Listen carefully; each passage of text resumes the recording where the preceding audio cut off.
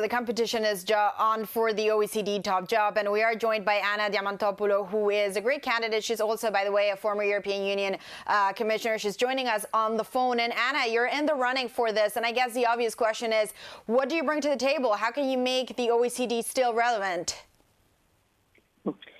Thank you. I think that we all understand that it's a very important organization, since there are such a huge number of candidates which are involved. And it is a testimony that of the importance of the organization.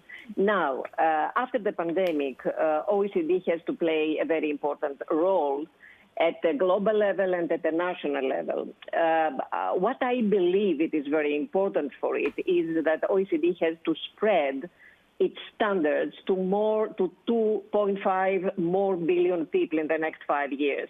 And what I mean by that is that I think that if I get elected, I would pursue significantly much more attachment to programs and plans such as the Anti-Bribery Convention, the guidelines for the Declaration for Investment, the OECD guidelines for the state-owned companies, etc. Why? Because I believe that this is a fundamental precondition for creating a level playing field. And a level playing field is a precondition for eliminating conflicts at the national level and the global economy at large. And then, since OECD is a pathfinder, a policy pathfinder at the same time, I believe that there are three major priorities: the digital transformation, the climate change, and the labor market. And there, OECD is very well placed to support and work with its members, the 38 after February members, to work on these very concrete areas. Right, and you say you want to make a level playing field, but in the past few years, because of the Trump presidency, because of China too, we've seen that diverge. So can you bring in Joe Biden to the table at the same time and the Chinese?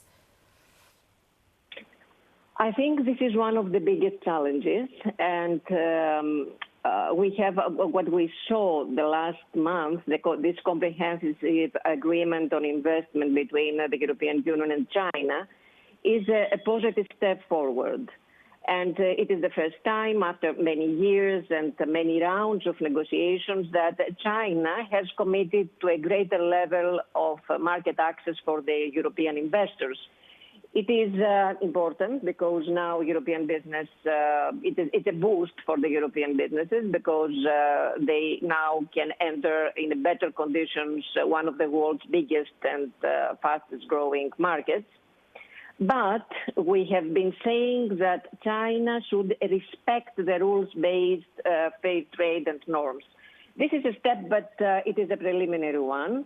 I think that it is not only the economic dimension. The United States, Europe, the liberal democracies have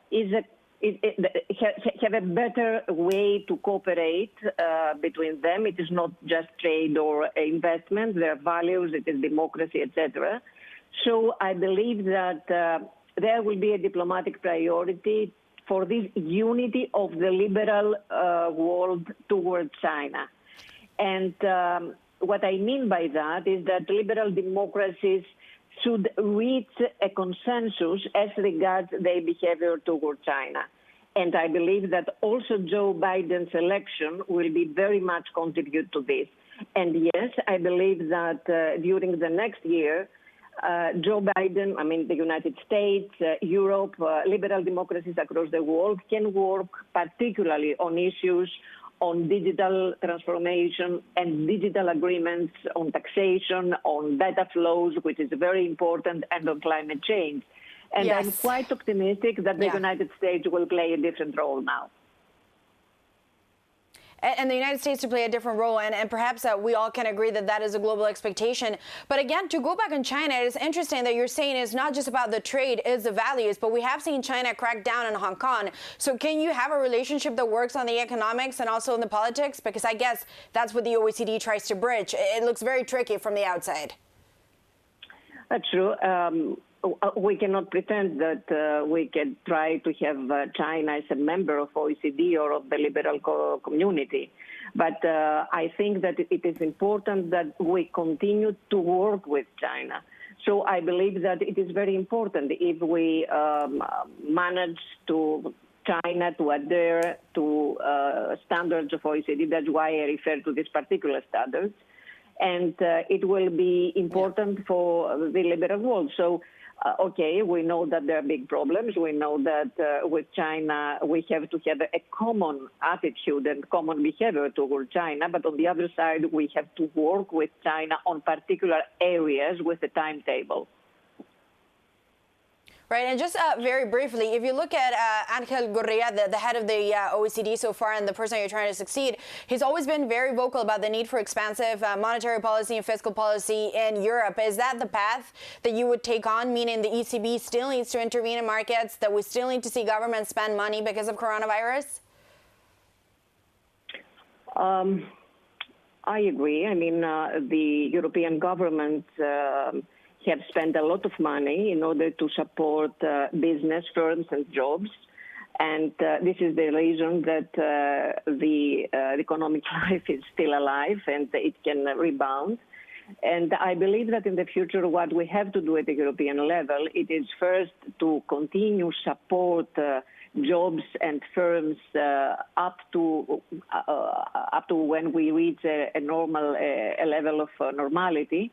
But at the same time, the European governments have to invest on areas as digital transformation and green growth, because this is the way that this investment will be productive and will have a return in terms of GDP, which is important for the economy, because the next day will be very difficult, and we know that. Right.